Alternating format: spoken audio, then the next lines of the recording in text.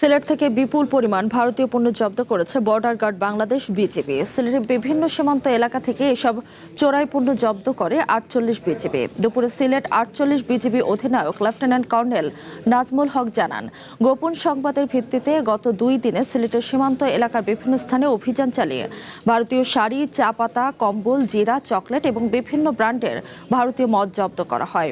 জব্দকৃত এসব পণ্য সামগ্রীর আনুমানিক বাজার মূল্য প্রায় ২.৫ কোটি টাকা। সীমান্ত পেরিয়ে অবৈধ মালামাল যাতে দেশের অভ্যন্তরে বা বিভিন্ন বাজারে ছড়িয়ে পড়তে না পারে সেজন্য অন্যান্য আইন শৃঙ্খলা রক্ষাকারী বাহিনীর সঙ্গে সমন্বয় করে বিজিবি কাজ করছে। পাশাপাশি দেশ জুড়ে চোরাচালান প্রতিরোধে বিজিবির জিরো টলারেন্স নীতি এবং নজরদারি অব্যাহত রয়েছে। নগদ নিয়ে এলো হার না মানা হার অফার। সর্বনিম্ন ১০,০০০ টাকা রেমিটেন্স নগদে পাঠালে থাকছে স্বর্ণের হার জেতার সুযোগ।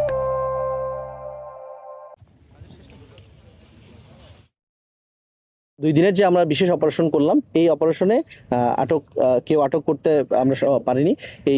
তারা বেসিক্যালি আমরা যেই জায়গাগুলো থেকে নিয়েছি ক্যাশে বা পরিত্যক্ত যে জায়গাগুলো, এই জায়গাগুলো থেকে আমরা এগুলো আটক করতে সক্ষম হই। আমরা প্রস্তুত আছি, অনেক সময় ২ বিওপি মিলে আমরা সেই অপারেশনগুলো করি।